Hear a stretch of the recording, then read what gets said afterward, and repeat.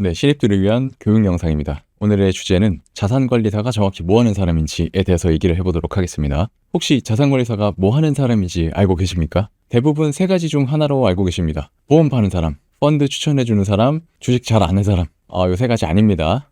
이게 왜 중요하냐면 자산관리사가 뭘 하는지 모르는 사람이면 뭘 기대해야 되는지 뭘 맡겨야 되는지도 모르기 때문이거든요. 오늘 정확하게 한번 정리를 해드리겠습니다. 첫 번째, 보험 파는 사람. 대부분이 이렇게 알고 계시죠? 근데 제가 하는 일과 보험 설계사가 하는 일은 다릅니다. 보험 설계사는 말 그대로 보험만 다루죠. 보험사 한 곳 또는 여러 곳 상품을 파는 역할을 하죠. 자산관리사는 물론 보험도 다룹니다. 보험 자체가 나쁘다라는 얘기는 아닙니다. 내가 아플 때 일정 부분의 지출을 하면서 이만한 방어막을 만들어내는 일이기 때문에, 그리고 혹은 비과세, 세금 혜택을 받으면서 돈을 모으는데 불리는데 조금 장기적인 관점이라면 상당히 도움이 많이 되거든요. 그러나 우리는 보험이 필요한지 아닌지부터 판단을 먼저 합니다. 그래서 시작하는 지점이 다르다라고 생각하시면 되겠습니다. 두 번째, 펀드 추천해 주는 사람. 증권사 PB랑 똑같은 거 아니에요?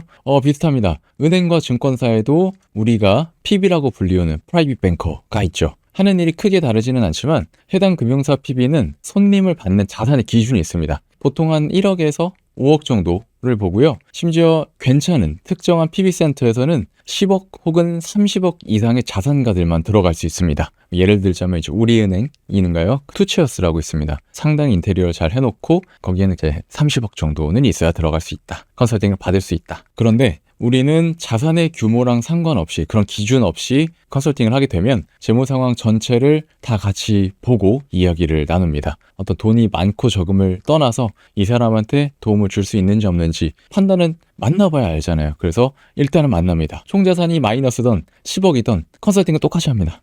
세 번째, 주식 잘 아는 사람.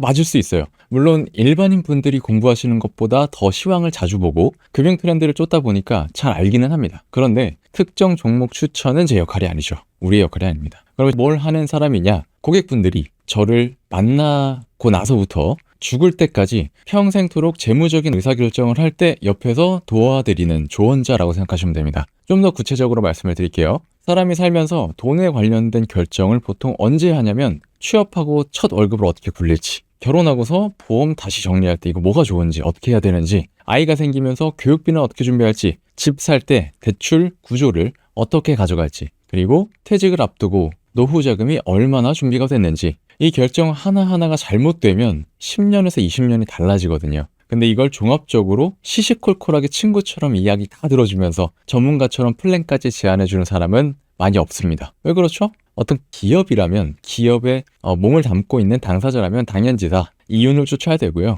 그러려면 자산이 많으신 분들 위주로 일을 할 수밖에 없습니다. 그럴 시간도 여유도 없겠죠. 예를 들자면 세무사는 세금만, 은행은 금리상품만, 증권사는 투자상품만, 보험설계사는 보험만 다루겠죠. 전체 그림을 같이 봐주는 사람이 없습니다. 그래서 우리는 이걸 합니다. 그렇기 때문에 더 유니크한 직업이죠. 보통 제 하루 시간을 다 어디에 쓰냐면 상담하는 게 다일 것 같은데 상담이 30%, 분석하고 설계하고 이런 것들이 70%입니다. 뭘 그렇게 분석하냐면 클라이언트 한 분의 지금 현금 흐름이 어떻게 되는지, 수입이랑 지출은 어떻게 되고 있는지, 그 다음에 예를 들어서 지출 파트에서는 보험이 뭐가 있고 중복되는 건 없는지, 연금은 얼마나 준비되어 있는지, 세금은 이분한테 얼마가 나가는지, 나중에 노후에 얼마가 필요하신지, 이런 것들을 다 모아서 이분한테 가장 중요한 세 가지 정도를 찾아냅니다. 세 가지를 이렇게 제안 드리는데요. 여러 가지를 제안 드리지만 마지막에 제안 드리는 금융상품은 해결책이 아닙니다. 결론일 뿐이고요. 많은 분들이 자산관리사하고는 보험설계사 같게 보는데요.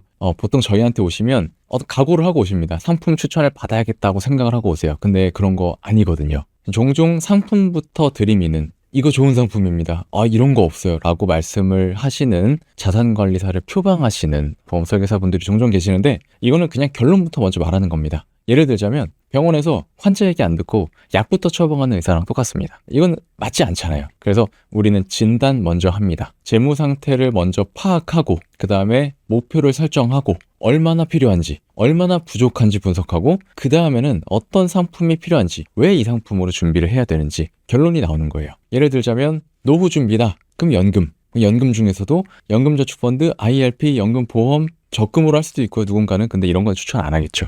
목적에 맞는 것들. 그리고 단기적으로 돈을 모아야겠다. 결혼 자금이 나 1년 뒤에 결혼하는데요. 이런 거라면 적금을 할 수밖에 없습니다. 주식을 하다가 해당 시점에 물려있으면 어떻게 할 거예요? 손해보고 나와야 되잖아요. 그래서 이런 것들을 종합적으로 고민하고 대신 고민해서 제안을 드리는 거죠. 고객도 이걸 듣고 논리적으로 맞고 이렇게 하면 좋겠구나라는 생각까지 들어야 됩니다. 그럼 재무 목표가 뭔지를 얘기해 드릴 텐데 보통은 재무 목표 구성은 이렇게 합니다. 우리가 얘기하는 뭐 결혼, 노후 준비, 집 사는 거 이런 것들 큰 돈이 들어가죠. 무엇을, what, 언제까지, when, 어떤 상품들을 가지고 저축을 할지 투자를 할지 이게 how, 방법론이고요. 그리고 마지막 가장 중요한 거 얼마 가지고 할 것인지 how much까지 들어갑니다. 예를 들자면 노후에 월 300만 원을 65세부터 받고 싶다. 혹은 아이 대학 등록금을 4천만 원 정도를 만들고 싶은데 10년 후에 준비됐으면 좋겠다. 내 집 마련 자금으로 2억 정도를 5년 뒤까지 모으고 싶다. 이런 것들이 구체적인 재무 목표 그리고 설정이 되겠죠. 근데 대부분은 이게 없는 상태로 그냥 저축하고 투자를 하십니다. 그냥 열심히 저축하는데 얼마를 어디에 쌌는지 목적지가 없는 상태에서 하다 보니까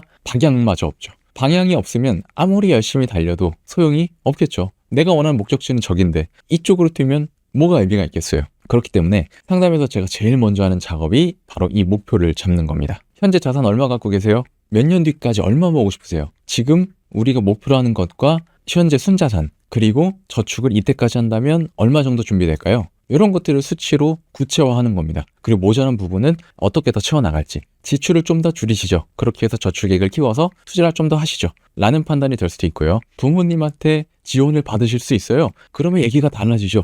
라고 하면서 다시 한번 재무 목표 설정을 달리할 수도 있고요. 그때 상황마다 다르게 합니다. 목표가 잡히면 그 다음은 실행입니다. 실행의 두 축이 저축하는 거랑 투자겠죠. 저축은 안전하게 쌓는 것, 투자는 수익률로 키우는 것. 이 두 가지를 어떤 비율로 어떤 상품에 담느냐가 사람마다 다릅니다. 왜? 목표가 다르니까요. 나이도 다르고 상황도 다르고요. 예를 들어서 노후자금 목표가 있는 40대 직장인이라면 IRP나 연금저축펀드로 매달 일정액을 넣어서 세액공제도 받고 장기 투자도 합니다. 그리고 ETF를 어떤 걸로 구성할지도 알려드리고요. 여기에 ISA 계좌로 ETF를 더 담아서 비과세 혜택까지 챙기는 구조를 가져가죠. 그리고 ISA가 단기적으로 쓸 일이 없다. 그러면 세액공제를 더 받으면서 연금저축펀드로 이관시켜서 나중에 필요할 때 중도 인출해서 쓸 수 있게끔 이런 것들도 세팅을 해드립니다. 디테일한 것들은 제가 다음 교육이나 1대1로 알려드릴 테니까 다시 한번 얘기를 하고요. 이렇게 하면 같은 ETF를 하더라도 세금 혜택이 실질적으로 다르기 때문에 수익률도 달라질 겁니다. 예를 들어서 코덱스 S&P 500으로 수익을 1,000만 원 냈다라고 가정을 하면 일반 계좌에서 했을 경우에는 154만 원, 15.4%의 이자 배당 소득세를 뗄 거고요.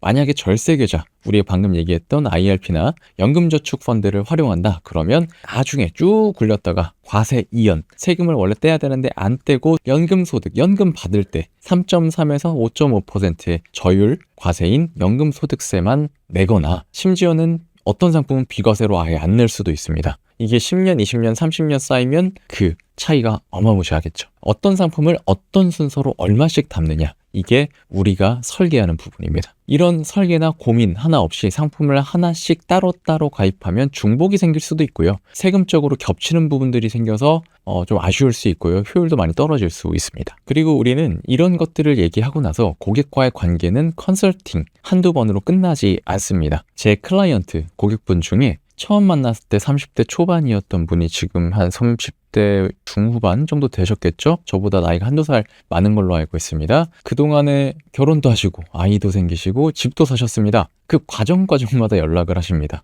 너무 좋아요. 집 살 때 대출 이렇게 받는 게 좋아요? 저렇게 받는 게 좋아요? 물어보시고요. 아이 태어났는데 태아보험 어떻게 해야 돼요? 이거 맞나요? 저거 맞나요? 이런 거 물어보시고 연말에 저 세금 환급 받아야 되는데 이거 연말정산 하는 거 세액공제 다 채웠나요? 채워야 되나요? 이런 것들 시시콜콜한 것들 물어봐 주시면 저희는 오히려 너무 감사합니다. 이게 이런 질문들을 하시는 이유가 처음부터 뭔가 저희가 팔려고 접근하지 않았기 때문입니다. 신뢰가 먼저 쌓이고 우리가 줄 수 있는 걸 다 준 다음에 그 다음에 선택은 누가 해요? 고객분들이 하시는 거죠. 그러면 나중에 이 고객 한 분이 5년, 10년 뒤에도 똑같은 관계를 유지하면서 뭐만 깊어져요? 신뢰만 깊어지겠죠. 그렇게 되면 제가 어떤 제안을 하더라도 구태여 부가 설명을 하지 않아도 그래 뭐 팀장님이 그렇다 하시면 그런 거지 뭐 하면서 진행을 하는 그런 관계가 되는 거죠. 그러면 이런 것들을 통해서 자산관리사는 어떻게 수익이 나냐면 저 같은 경우는 세 가지입니다.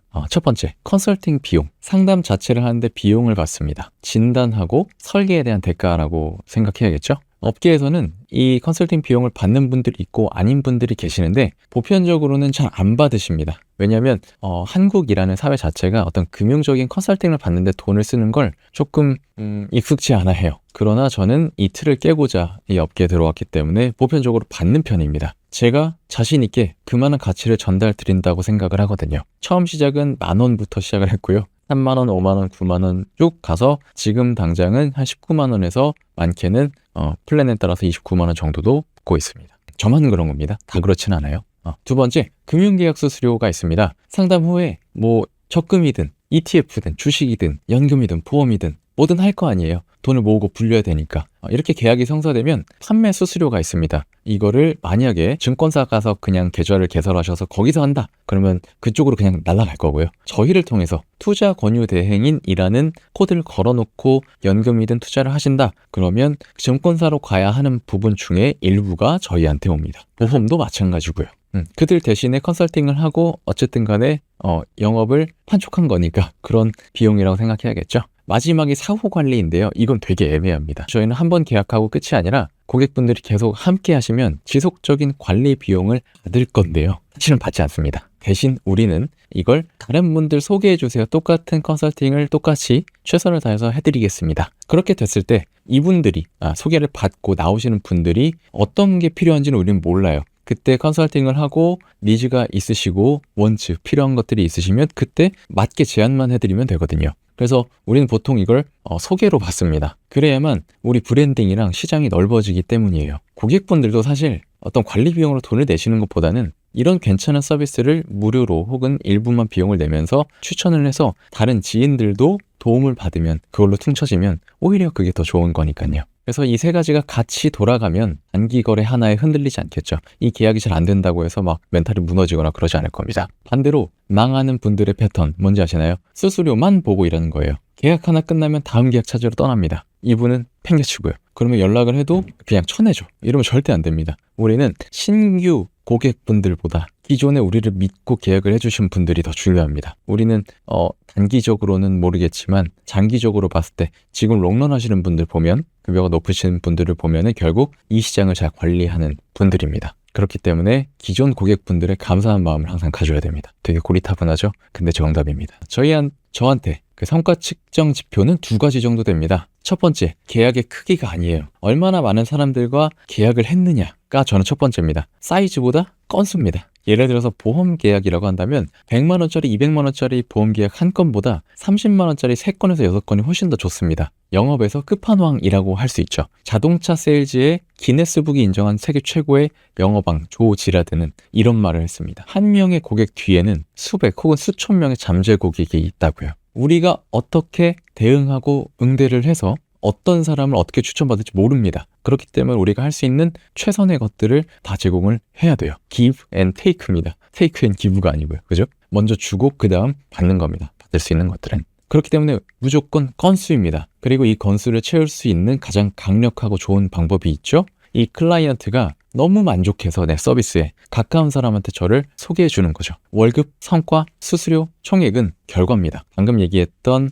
건수와 소개 이 2가지가 쌓이면 결과는 알아서 따라옵니다. 캘린더에 그 활동만 채워넣으면 돼요. 그럼 돈은 따라옵니다. 오늘 정리해드린 내용 짚고 마무리하겠습니다. 자산관리사는 고객의 평생 재무 의사결정 파트너입니다. 재무 결정하는 데 있어서 고민하지 않고 이 사람한테 물어봤을 때 그래, 저 얘기를 들으면 이게 맞겠구나 하고 바로 결정하실 수 있게 도와드리는 사람입니다. 상품 하나만 세일즈하는 사람이 아니에요. 재무 목표를 잡고 목표에 맞는 저축과 투자 구조를 설계해주고요. 이것들을 같이 실행하고 도와줄 수 있는 파트너입니다. 수익은 컨설팅 비용, 수수료, 사후관리 세 축에서 시너지를 내고 있는데 사실상은 그냥 가운데 수수료만 생각하시면 되고요. 이것들을 폭발시키게끔 하려면 사후관리가 중요하다라는 말씀을 드렸습니다. 고객과 3년, 5년, 10년, 20년 쭉 동행하는 구조를 만드는 거예요. 제가 예전에 신입 때 교육을 받았을 때 정말 잘하시는 선배분들은 고객이 그냥 지인이 됐습니다. 하도 많이 만나고 본인의 사소한 얘기들도 하고 고객분의 얘기도 듣다 보니까 친구가 됐고요. 동생, 형, 누나, 언니가 됐고요. 그러다 보면 누군가한테 소개해 주는 게 훨씬 더 쉽겠죠. 그리고 다른 사람들, 같은 업계의 다른 사람들보다는 나한테 올 확률이 훨씬 더 높으니까 고객 관리를 항상 잘해야 된다. 여기까지가 자산관리사가 뭘 하는지에 대해 교육 영상을 찍어봤습니다. 다음번에 다른 주제로 또 찍을 거고요. 저는 남진우 팀장이고요. 궁금하신 부분은 톡이나 1대1로 물어보시길 바랍니다. 같이 많이 벌어봅시다. 고맙습니다.